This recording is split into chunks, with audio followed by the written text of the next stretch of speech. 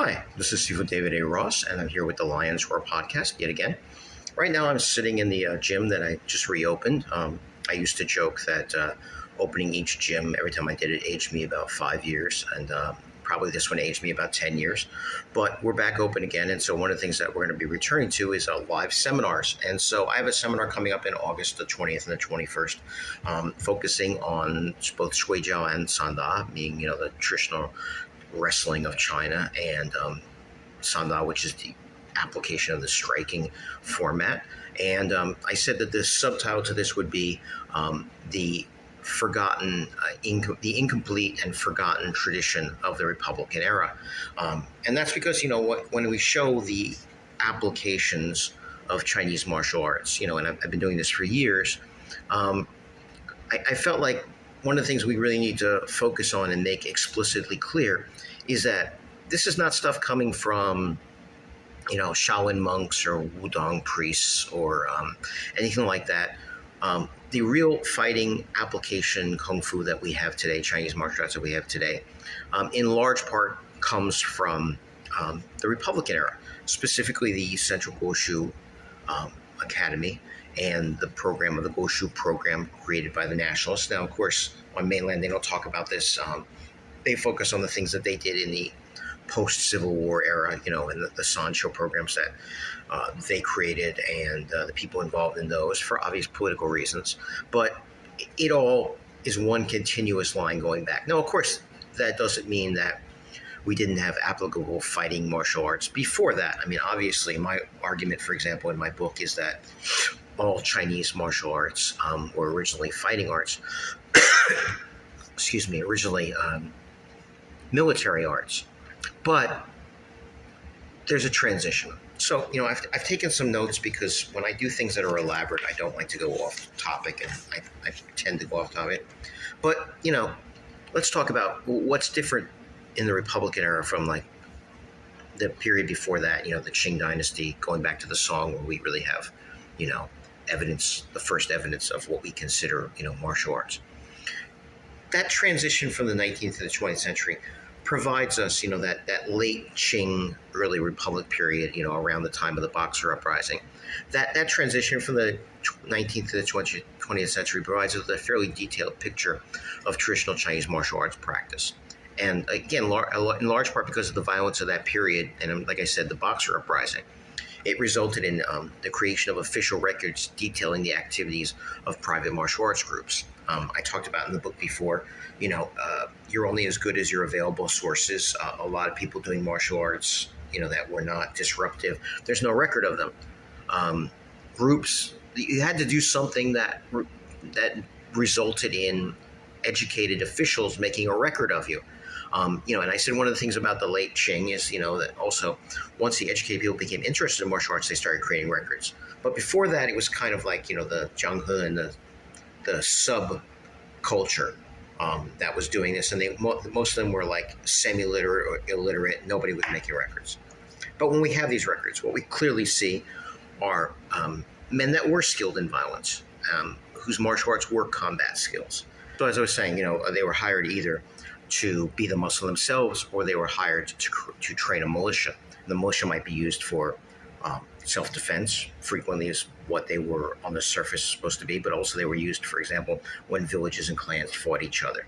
So what we see is that martial arts in China were used for combat, and they were on both sides, both the law and order side, so to speak, and the crime, rebellion, uprising side, so to speak. And as I've said numerous times, there's a strong relationship between these martial arts, these private martial arts groups, and the existing military structures. In other words, they had been trained in the army, they came out of the military. There's a relationship between private martial arts groups training people that went into the military. There's a whole thing. But then we get to the Republican era. And in the Republican era, what do we see? Well, we see that people from these private martial arts groups were skilled in combat, and they appeared in the late Thai events, some of them. What we also see, though, is that not all of them were effective. Of these local groups, of these so-called martial arts groups, either they were not effective in real combat, or their focus was not combat at all. And this should not surprise us. We're increasingly becoming aware that Chinese martial arts has suffered these deficiencies and other deficiencies such as lack of organization. In fact, much of the organization, the so-called, classics and theory attached to so-called traditional martial arts, the things that are purported to be ancient manuals, or in fact not traditional, but rather a more recent invention, creation, fabrication, I would even say, from the period that we're discussing here today, the Republican period, the period of the Central Guoshu Academy, the period when, there was an attempt to rationalize these practices and make them seem like they were scientific, and also where the focus became, particularly under the Central Guoshu and under the nationalist military, training people for fighting as opposed to like some of these other activities. The entire Goshu movement, the Central Guoshu Academy's purpose, was not only to find those that had legitimate skills, like Thai events, not only to bring them together, but to synthesize their methods and to improve upon them and create a modern, effective method of combat, a method to train the nation, to revitalize the nation, to prepare the nation to be modern warriors. In other words, if the nation is sick, they're not good recruits for military. So this is sort of like influenced by German military gymnastics, creating a sort of more nationalistic Chinese military gymnastics based upon traditional martial arts, but they wanted to make sure they were only using the stuff that was effective. So one of the purposes of the quote-unquote Lei Tai events was to find these people. Now, the so-called Lei Tai events, that's what most people focus on. Most people focus on the actual bare-knuckle fights. They were, in fact, much more complex events. They were designed to replace the imperial military exams. And the Central Guoshu Academy was designed to prepare people for these events. So ideally, participants would demonstrate proficiency in an array of combat skills, practical combat skills, not just the bare knuckle fighting, called, by the way, fist and kicks, or kickboxing. Modern critics should take note, but also in Shuai Jiao, the traditional wrestling in the jacket, and then sparring with a short weapon and sparring with a long weapon. So really a complete sort of application education. But then they were also supposed to show a correct, just to point out how these were not just martial, let's train better martial artists, but let's train the nation to revitalize the nation militarily. They were supposed to show correct ideological orientation based upon the teachings of Sun Yat-sen and a modern education in such subjects as hygiene and physical education, to be leaders to create a new China. It's interesting that Republicans also had this idea. Of course, we now think of New China as being solely the communists, but they wanted to get away from the humiliation of the quote-unquote feudal period. A healthy, strong China whose population could compose a military to defend China against foreign threats. And what's interesting also is that initially this was not viewed as Japan. In fact, China looked to Japan as a country that had modernized and had not only won the respect of European powers, but had beaten one when they beat the Russians. So the Central Guoshu Academy cannot be understood as a quote-unquote kung fu school.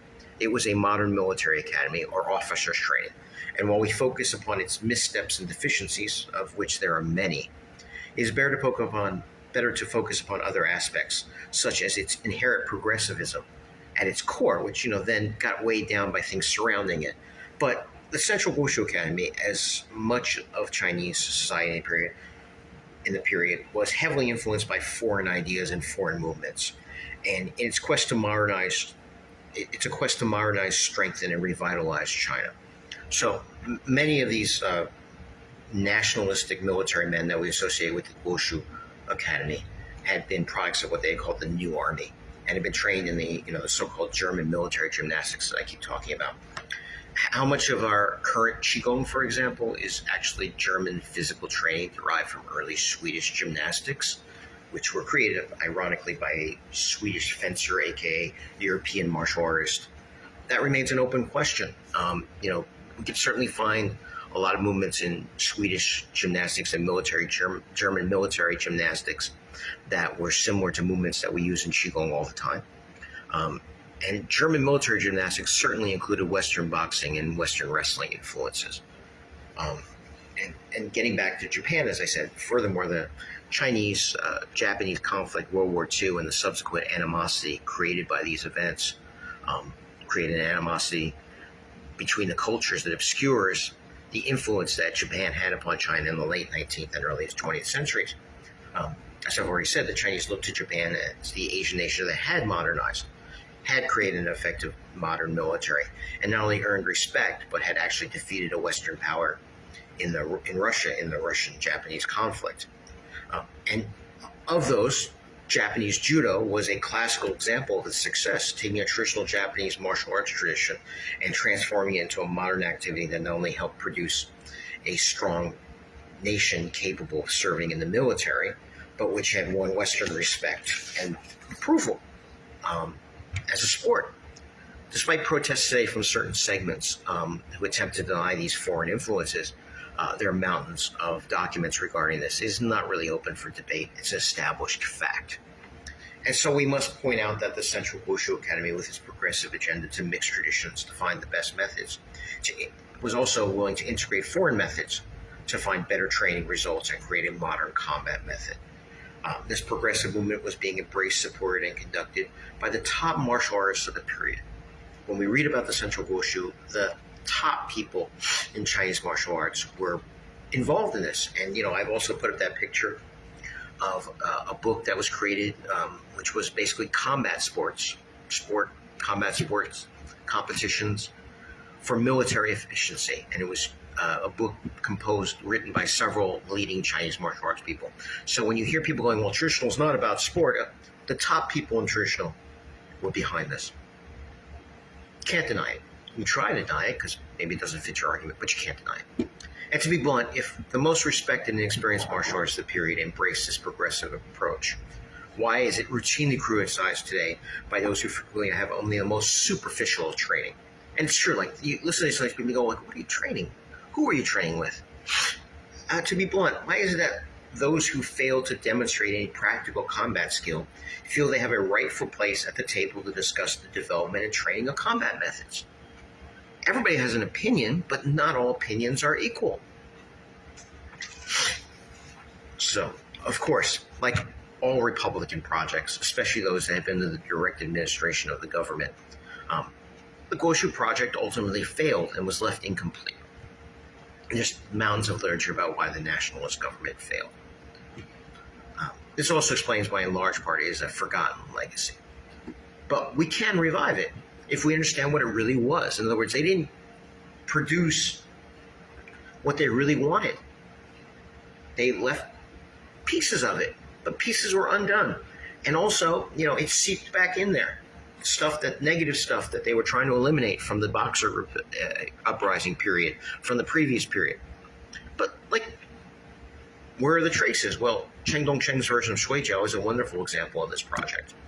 Cheng, like military figure Ma Liang, came from the Baoding tradition of Shuai Jiao.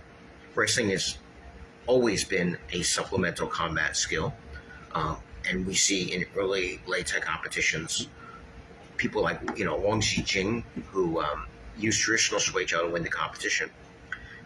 But he took a lot of strikes along the way. We showed that picture of him with his face all messed up. But he proved that Shuai Jiao wrestling has combat applications. But it wasn't quite yet a complete, more modern approach to combat. The Baoding school, which both Cheng Dongcheng and Ma Liang came out of, probably was the ideal Shuai Jiao tradition for a more modern version to come, because it already had some different influences. The founder of the Baoding school had made it more of a quote-unquote martial art by already embracing what he called Shaolin Chuan, which is, basically long arm. I'm not a big fan of using the term Shaolin, but obviously in China it was used extensively during this period especially. But, don't get visions of monks dancing in your head. And the Shuai Jiao at the Central Guoshu Academy is a direct extension of Shuai Jiao as envisioned by Ma Liang. And this is where Cheng Dongcheng emerged from, because he went to the academy after it was set up. Most evidence suggests that upon Ma Liang's recommendation. And Cheng emerged a more developed martial artist. because he was at the Central Guoshu.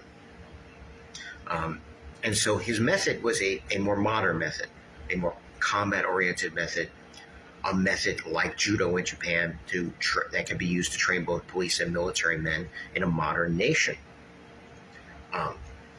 Chang's Shuai Jiao did not only include strikes, it included studies such as China methods specifically for police apprehension, the famous Debunking, and defenses against knives, pistols, and rifles, things that were not traditional Shuai Jiao by any stretch of the imagination. It was a modern Shuai Jiao, taking a traditional martial arts tradition, but applying it in a modern context to make it useful for contemporary modern needs. At the Central Guoshu Academy, we also see a striking program based upon Western boxing, but Sino-sized, not only for more political nationalistic reasons, but also so it fit more congruently with the other studies going on. And alongside this, we also see the development of a more generic Chinese-based striking program, including kicking, which would have led, in theory, directly to participation in the Lei Tai fist and kicking, or kickboxing format. This program that ultimately became Sanshou or Sanda became training strictly for police and military in mainland China under the Chinese Communist Party's leadership. Today, in a different historical period and outside of the political concerns of nations like China, Taiwan, Japan, Korea, with their own histories and animosities and agendas, we can look more objectively at the past and also proceed objectively and rationally into the future. So, if we know that all the leading figures at the time were not opposed to mixing not only different Chinese methods, but also foreign methods to create something that was applicable in contemporary context, then, why can't we do that? And so I would argue, and the material is already there. There were already people that knew how to fight with their martial arts before the Central Guoshu. The Lei Tai proved that, but there was a lot of people that didn't. So they had to sort of sort out the wheat from the chaff, as they would say, and, get this stuff all figured out. So we need to do that again because we've sort of lost track of this. And we need to look at it in a modern context. What are we training for? Because they were saying, well, when we train for police, it's got to be different than when we're training the military. And then we have to have a program for the civilians. And of course, that became controversial because, what the Republicans visioned for civilians was a little less martial, and what the communists, when they took over in 1949, envisioned for the civilians was even less martial, and became almost to the point where it became what we now see of as contemporary wushu. But that was a gradual process. But they all started in the same place. And again, we don't necessarily have to say that everyone has to be trained like they're going into the police or the military. But we need to be conscious of what we're doing. I've always said this before. It doesn't matter what you're doing as long as you're conscious of it and you're honest about what you're doing. And being conscious is the first step to being honest. But let's look at things. And some of the things I'm going to show in this seminar, it's coming up in August 20th and 21st, is going to be the traditional, how did it function, the transition in the Republican period, and how it should be trained now in the 21st century. So, as always, thank you for tuning in. This is David Ross, and this is the Lion's Roar.